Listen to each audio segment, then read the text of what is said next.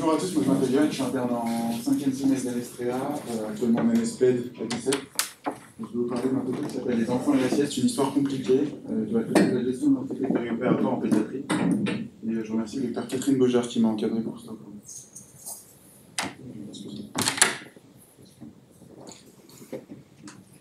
Donc pour commencer, on va faire un petit cas clinique pour vous mettre un peu dedans. On va parler d'Eliakim Brian qui a 3 ans, qui fait 16,5 kg. Qui est suivi dans le cadre d'un lymphome B de haut grade de type Burkitt, traité par chimiothérapie, et qui se présente au bloc opératoire de Bicêtre pour des biopsies éco-guidées d'une masse ganglionnaire mésentérique sous anesthésie générale. Il présente une anxiété préopératoire qui est majeure, c'est un enfant qui est agité, qui s'accroche à sa mère, qui est en pleurs, et qui ne veut évidemment pas venir avec nous. Devant cette anxiété, quelles propositions sont vraies? Donc, Eliakim présente des facteurs de risque d'anxiété préopératoire. C'est là qu'il faut participer. L'anxiété préopératoire peut entraîner des conséquences post-opératoires. Ok, plutôt d'accord. La présence des parents participe à réduire cette anxiété. Quelques-uns. La prémédication par midazolam est la méthode la plus efficace pour prévenir cette anxiété. Ok. Et les méthodes non pharmacologiques proposées sont nombreuses, mais souvent peu efficaces. Ok. Donc globalement, effectivement, il y a des facteurs de risque, on va y revenir. L'anxiété pré-op, ça peut entraîner des conséquences post-op. La présence des parents ne participe pas franchement à réduire cette anxiété, on va y revenir. La prémédication par midazolam, c'est la méthode la plus utilisée, mais pas forcément la plus efficace. Et effectivement, il y a des méthodes non pharmacologiques qui sont nombreuses, mais qui sont souvent assez efficaces. Donc d'abord un petit mot sur la définition. Je vous ai mis ici la définition de l'ASFAR. Donc l'anxiété, c'est une forme de malaise physique et ou psychologique dont les manifestations et l'intensité sont variables et qui peuvent avoir un impact important sur les suites médicales et sur l'expérience vécue par l'enfant et ses parents. Ça concerne environ 60% des enfants, donc c'est un problème qui est vraiment important dans notre pratique. Concernant les facteurs de risque, donc je vous les ai divisés en 3 types. Les facteurs de risque qui sont franchement identifiés. Donc on a l'âge préscolaire, les enfants de moins de 6 ans essentiellement, qui ont un risque relatif qui est globalement à 4 par rapport aux enfants de 7 à 12 ans. Avec la nuance quand même que les enfants de moins de 7-8 mois n'ont pas encore l'anxiété de séparation et donc sont globalement moins anxieux. Ensuite, on a l'anxiété des parents, l'expérience d'hospitalisation antérieure négative, la faible compétence sociale. La faible compétence sociale, c'est globalement des enfants qui sont irritables, qui sont plutôt introvertis, qui ont des comportements d'évitement, et ceux-là, ils seront plus anxieux que les enfants qui sont socialement actifs, et l'environnement chirurgical. Ensuite, on a des facteurs de risque qui sont probables, mais un peu moins francs dans la littérature. L'enfant unique, le niveau faible d'éducation et la barrière de langue sont probablement à rapprocher des faibles compétences sociales, et le type de chirurgie. Il y a certaines études qui ont montré que les enfants qui ont une neurochirurgie sont plus anxieux que pour la chirurgie abdominale et thoracique. Ça, c'est probablement à rapprocher aussi de l'anxiété parentale. Et enfin, on a des choses qui sont discutées, les facteurs de risque possibles, le type d'induction IV versus inhalatoire, IV avec l'anxiété de la pose de la voix, et inhalatoire avec l'anxiété du masque, et ambulatoire versus hospitalisation, c'est pas encore franchement tranché. Concernant les conséquences de cette anxiété préopératoire, elles sont principalement au nombre de 3. Donc on a la première qui est la plus connue de ceux qui ont déjà fait de la pédiatrie, c'est l'agitation et le délire post-opératoire, qui concerne globalement 20% des enfants, surtout les plus jeunes. Ça consiste en une agitation psychomotrice au réveil et qui est favorisée par le sévoflurane. La deuxième, elle est un peu moins connue, c'est les troubles du comportement post-opératoire, qui consistent en une modification du comportement de ces enfants dans les semaines, voire même les mois qui suivent. Ça concerne à peu près un enfant sur 2 et ça consiste en de l'anxiété, des troubles du sommeil et de la pression physique. Et enfin, la dernière qui est aussi importante, c'est la majoration de douleur post-op et la consommation d'antalgiques qui est plus importante. Et je vous ai mis ici les risques relatifs. On voit que c'est quand même un problème qui est assez important avec jusqu'à 6 pour l'agitation et le délire post-op. Pour vous illustrer un petit peu ces conséquences, je vous ai mis ici une étude réalisée par Kane, qui est un monsieur qui a beaucoup écrit sur le sujet. Une grande partie des articles que je vais vous présenter sont écrits par lui. C'est sorti en 2004 dans Anesthesia Analgesia, et c'est une étude qui a rassemblé l'ensemble des données qu'il avait pu récolter de 1998 à 2004 de manière prospective, et qui incluait des enfants ASA 1 et 2 qui avaient une chirurgie sous AVI. Globalement, ce qui ressort de cette étude, c'est que donc, vous avez là-bas sur le côté le score YMPAS, qui est le score d'évaluation de l'anxiété préopératoire de l'enfant, qui est utilisé dans la majorité des études, avec un minimum à 23, un maximum à 100, et une anxiété qui est considérée comme sévère au-dessus de 30. Et ce qu'on retrouve dans cette figure, c'est que les enfants qui sont le plus anxieux tout au cours de la procédure, c'est-à-dire en zone d'attente, à l'entrée en salle et à l'induction, sont les enfants qui vont présenter les symptômes de délire et d'agitation au réveil les plus importants. De la même manière, il a montré que lorsque ce score d'anxiété augmentait de 10 points, on augmentait de 10% le risque d'agitation post-opératoire. Dans cette même étude, on retrouve ici, concernant les troubles du comportement post-opératoire, on voit que les enfants qui ont une anxiété qui est plus importante, au moins pendant la première semaine, des troubles du comportement post-opératoire qui vont être plus importants et une augmentation de risque de 2,5% quand on augmente le score d'anxiété de 10% en pré-op. Enfin, dans une autre étude, Kane a montré que 20% des enfants avaient des troubles du comportement post-opératoire à 6 mois et 7% à 1 an, donc c'est vraiment un problème qui est important. On a parlé un peu des conséquences et des facteurs de risque. On va maintenant parler de la prise en charge, et on va commencer par la prise en charge pharmaco, avec le midazolam, qui est le médicament de référence. Le midazolam, il a été évalué dans cette étude, qui est une étude issue du programme ADVANCE, dont je vais vous parler un peu plus précisément en fin de topo. C'est un essai contrôlé randomisé, avec des enfants de 2 à 12 ans, 94 enfants par groupe, avec 3 groupes. Un groupe contrôle, qui reçoit une prise en charge classique, un groupe avec la présence des parents jusqu'à l'induction, et un groupe qui reçoit 0,5 mg/kg de midazolam per os 30 minutes avant la séparation des parents. Et donc ce qu'on peut voir ici, c'est qu'on a une augmentation, on a une diminution de l'anxiété avec le midazolam au moment de l'entrée en salle et au moment de l'induction, par rapport à la fois au groupe contrôle et aussi au groupe de présence parentale. Et on a l'impression, déjà ici, on va y revenir, que la présence parentale n'est pas franchement un avantage. De la même manière ici, on regarde l'agitation post-opératoire dans la même étude, et il n'y a pas de différence entre le midazolam, la présence des parents et le contrôle. Par contre, sur les troubles du comportement post-opératoire, il y a une étude qui a montré qu'il y avait moins de troubles du comportement post-op la première semaine avec le midazolam, et ensuite ça s'équilibrait à partir de la deuxième semaine. Il n'y avait pas de différence en termes de douleur, de consommation d'antalgiques, et les patients sortaient un peu plus tard du SSPI, environ 10 minutes, c'est pas franchement intéressant. Le deuxième type de molécule dont je voulais vous parler, c'est les alpha-2 agonistes, et essentiellement le Dexdor.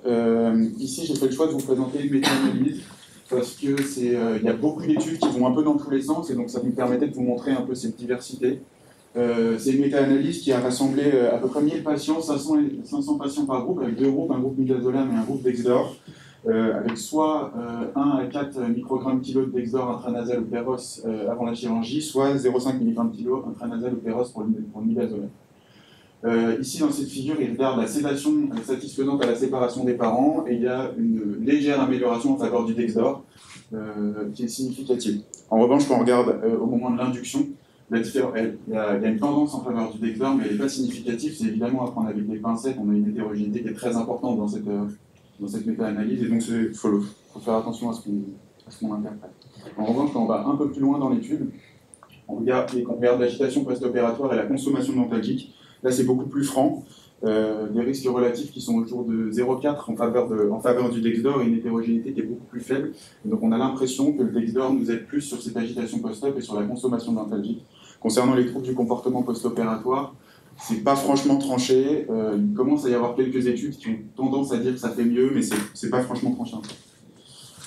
On va parler un peu des complications, comparer les alpha-2 et le midazolam. Donc le midazolam est à risque de réaction paradoxale, avec un risque d'agitation qui est propre au benzo, et également de complications respiratoires. Il y a Fang Ming en 2022 qui a montré, dans une étude qui comparait prémédication par Dexdor versus prémédication par midazolam chez les enfants, on observait plus de complications respiratoires post-opératoires chez l'enfant, avec le midazolam.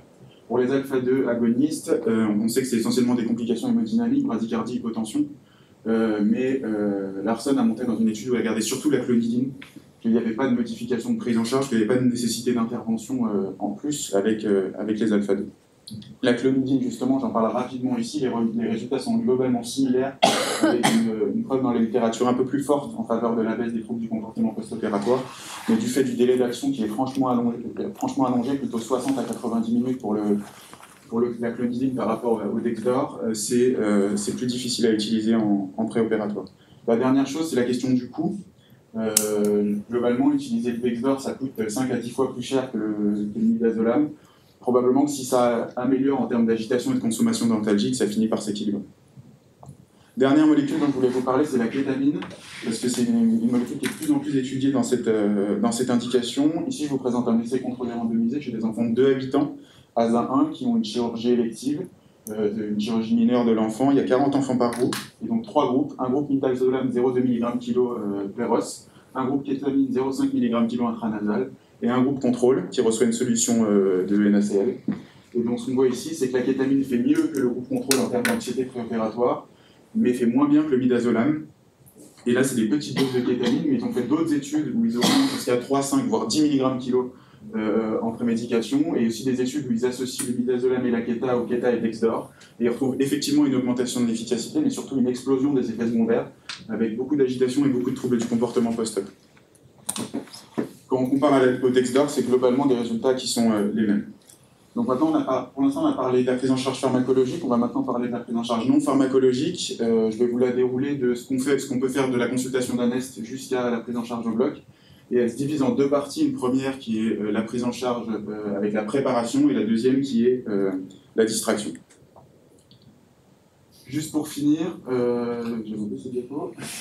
Juste pour finir, sur le plan pharmaco, ici je vous ai mis un tableau qui résume ce que je vous ai dit sur les médicaments, avec en vert ce qui est en faveur des médicaments, en rouge qui est plutôt en défaveur. Le midazolam, c'est la drogue de référence, un délai d'action qui est court, il est efficace. La kétamine, c'est à peu près les mêmes caractéristiques, mais on l'a vu qu'il est un peu moins efficace, et finalement on a plutôt envie de s'axer vers le Dexdor, puisque la clonidine fait du délai d'action. Le Dexdor qui fonctionne bien en pré-op, en post-op, et qui a moins d'effets secondaires, et qui semble, sur le délai d'action, au moins gérable pour le premier patient de la journée. La mélatonine et l'hydroxyzine, juste pour que vous le sachiez, ça a été évalué et ce n'est pas efficace dans cette indication. Donc, la préparation psychologique, je vous en parlais. Ici, je vous présente un essai contrôleur randomisé, encore chez des enfants de 2 habitants, où ils comparent deux groupes de 50 patients, avec un groupe où ils font une prise en charge classique, une consultation d'anesthésie classique, puis une prise en charge au bloc, et un deuxième groupe où, le jour de la consultation d'anesthésie, ils ont aussi une consultation avec une psychologue qui va expliquer aux parents les aspects de la chirurgie et de la séparation avec l'enfant, et qui va également expliquer à l'enfant grâce à un livre comment ça va se passer, un livre qui raconte l'histoire d'un enfant qui va faire au bloc. Et donc, quand on regarde les résultats de cette étude, on peut voir assez facilement que, à la fois, l'anxiété des parents en préopératoire et l'anxiété des enfants en préopératoire le jour de la chirurgie est diminuée par rapport au groupe contrôle.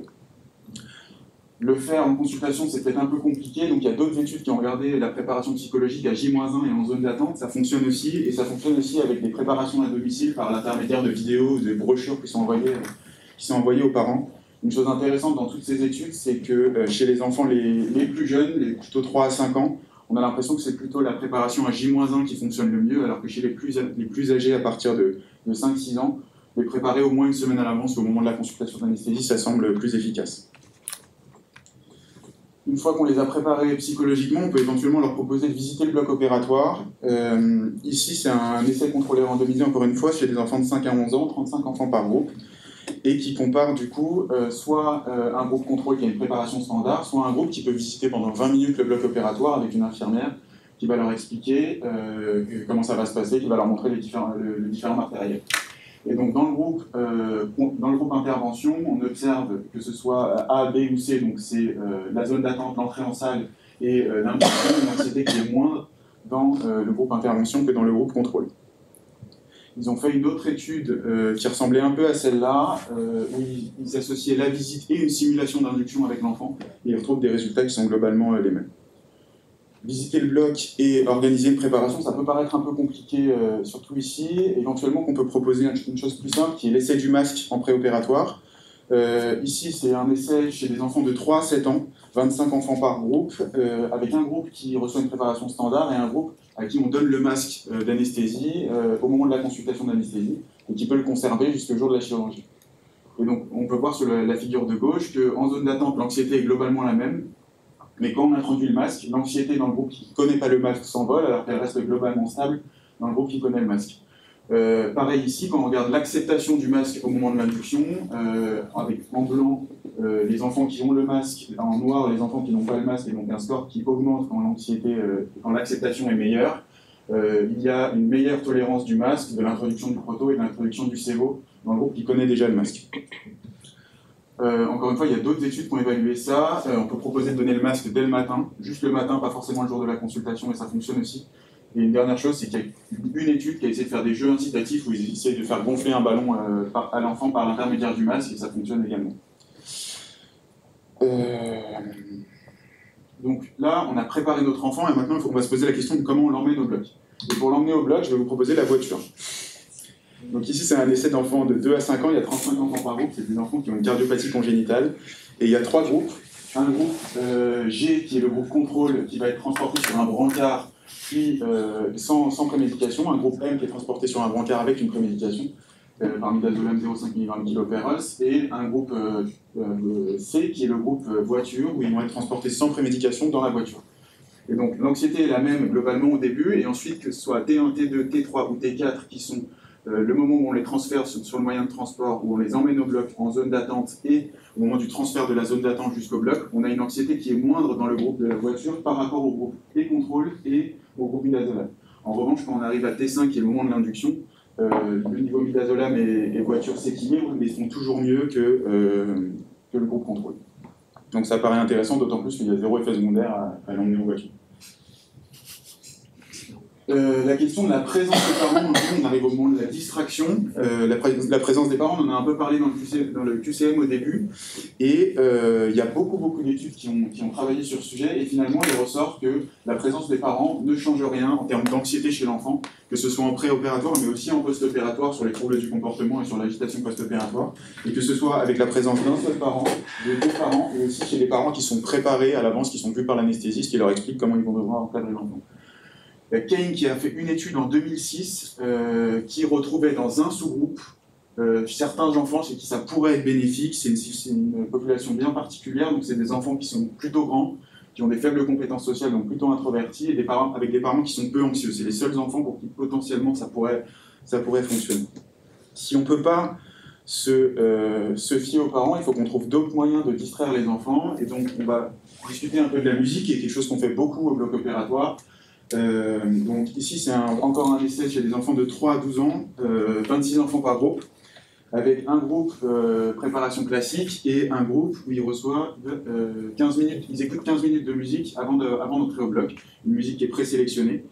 Et on retrouve assez simplement ici, pas de différence entre avant et après musique dans le groupe qui n'a pas de musique, c'est évident, et en revanche une baisse significative de l'anxiété préopératoire dans le groupe qui a pu écouter 15 minutes de musique, donc c'est plutôt intéressant. Si la musique n'intéresse pas les enfants, on peut éventuellement leur proposer les jeux vidéo et les dessins animés. Ici, dans une étude, on a regardé des enfants de 1 à 11 ans qui devaient avoir des chirurgies mineures. Ils ont comparé 2 groupes, un groupe qui reçoit du midazolam à 0,5 mg kg/h et un groupe qui a accès à une tablette avec des jeux vidéo. Et on retrouve qu'au moment de c'est une étude de non-infériorité, et donc au moment de la séparation des parents, les enfants qui ont la tablette sont moins anxieux que les enfants qui ont le midazolam. Au moment de l'induction, la tablette ne fait pas moins bien que le midazolam. Et quand on regarde l'analyse de sensibilité de l'étude, ils ont retiré les enfants de moins de 2 ans pour lequel le score MYPRS n'est pas franchement validé. On retrouve une significativité en faveur de la supériorité de la tablette par rapport au midazolam. On retrouve des résultats qui sont à peu près les mêmes pour les dessins animés, avec une baisse de l'anxiété en zone d'attente, à l'entrée en salle et à l'induction. Si on n'a pas accès aux jeux vidéo et à la musique, on peut éventuellement proposer l'hypnose. Et l'hypnose, c'est une méthode qui fonctionne finalement assez bien. Ici, on a regardé chez des enfants de 2 à 10 ans. Ils ont comparé midazolam en prémédication versus hypnose. Et on retrouve ici une forte tendance à T1 et T2 qui sont toujours la zone d'attente et le transfert au bloc en faveur de l'hypnose, mais sans que ce soit significatif. Et à T3, donc au moment de l'induction, on a une baisse significative de l'anxiété dans le groupe hypnose par rapport au groupe midazolam. Et surtout, chose intéressante avec l'hypnose, c'est la seule méthode non pharmacologique qui a prouvé une efficacité en post-opératoire pour diminuer l'agitation post-opératoire et pour diminuer les troubles du comportement post-opératoire. Dernière chose à discuter pour la prise en charge au bloc opératoire, c'est celle de la stimulation. On a souvent tendance au bloc à demander assez facilement qu'il y ait un silence au moment de l'induction. Et en fait, c'est argumenté par cette étude, qui est un essai contrôlé randomisé, encore une fois, sur des enfants de 2 à 7 ans, 35 patients par groupe, où ils font un groupe contrôle, avec une prise en charge classique, et un groupe basse stimulation, donc c'est-à-dire une baisse de la luminosité au bloc, une musique douce en fond, et surtout un seul interlocuteur avec l'enfant, donc seulement l'anesthésiste. Et donc on retrouve une baisse de l'anxiété au moment de l'entrée au bloc et au moment de l'induction.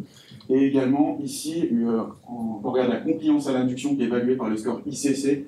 Le score ICC, quand il est à 0, ça indique une bonne compliance à l'induction, et quand il augmente, ça indique une moins bonne compliance. Et donc on voit que la compliance à l'induction est meilleure dans le groupe basse stimulation.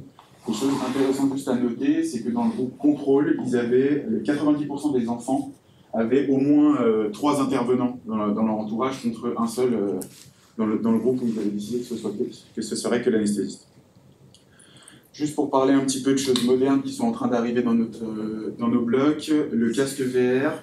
Ici, c'est un essai où ils ont comparé 2 groupes. Un groupe qui reçoit pas de réalité virtuelle et un groupe qui, juste avant l'induction, reçoit un casque de réalité virtuelle avec un jeu interactif.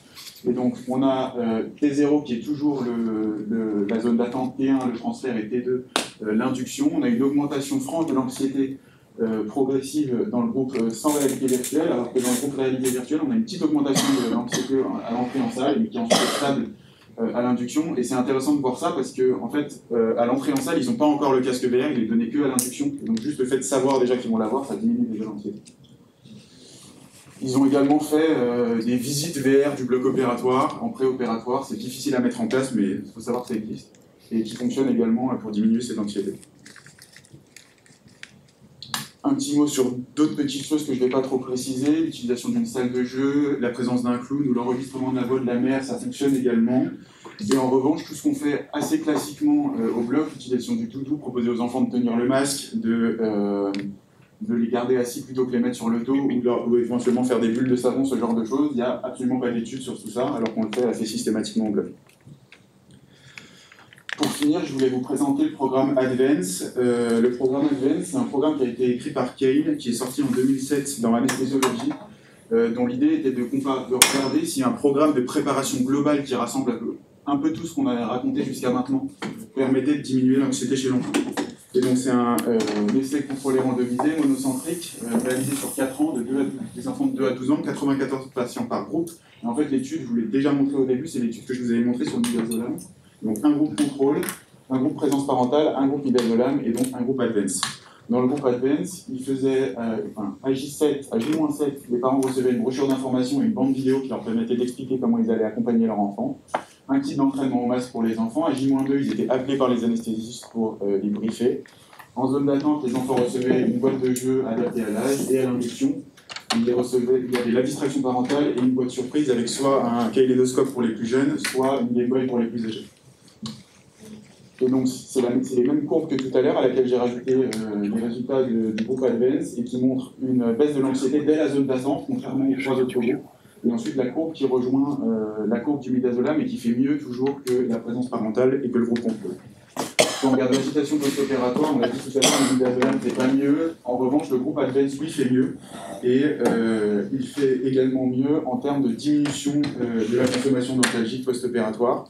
Concernant les troubles du comportement post-opératoire, le groupe Advance ne modifie pas la prise en charge. Il permet juste de sortir un peu plus tôt du SSPI, globalement 20 minutes avant le groupe midazolam et 10 minutes avant les 2 autres groupes. Donc pour conclure, je dirais que c'est un problème qui nous concerne tous parce que ça concerne globalement 50% de nos patients. La prise en charge doit être à la fois médicamenteuse et aussi non médicamenteuse avec de la préparation et la distraction. Et donc à Bicêtre, on fait essentiellement du non médicamenteux avec la musique, les dessins animés, l'hypnose qui peut être faite par la psychomotricienne du service de chirurgie pédiatrique. Le médicamenteux, on ne le fait pas trop pour 2 raisons. La première, c'est la disponibilité. Le Dexdor intranasal, c'est pas encore disponible à Bicêtre, c'est en cours, mais pour l'instant, c'est pas disponible. Et la deuxième, c'est une difficulté de timing. On ne sait pas exact, vu qu'on n'a pas tout le contrôle sur quand descendent les enfants, c'est un peu difficile de savoir quand leur donner. Pour finir, je vous mets je vous propose un arbre de prise en charge. Donc ici, les conséquences, pour qu'on ait bien en tête que c'est important de prendre en charge cette anxiété. Je propose de faire une prise en charge non médicamenteuse qui soit systématique avec des choses simples, donc musique, dessin animé, jeux vidéo, proposer le masque, et ensuite d'évaluer éventuellement en consultation d'anesthésie les facteurs de risque, et en cas de présence de ces facteurs de risque, proposer une prise en charge un peu plus complexe, soit avec une prise en charge médicamenteuse si l'âge corrigé est supérieur à 60 semaines, parce qu'on sait qu'avant, ils sont très sensibles sur le plan métabolique. Je dirais plutôt le Dexdor en première intention quand ils sont disponibles, et en deuxième intention le midazolam. Et à côté de ça, une prise en charge non médicamenteuse un peu plus complexe avec la préparation, l'hypnose, la réalité virtuelle. Les faibles stimulations au bloc, ça semble aussi quelque chose qu'il faut faire de manière systématique, et évidemment, dans tous les cas, ça devra être multidisciplinaire. Voilà, merci.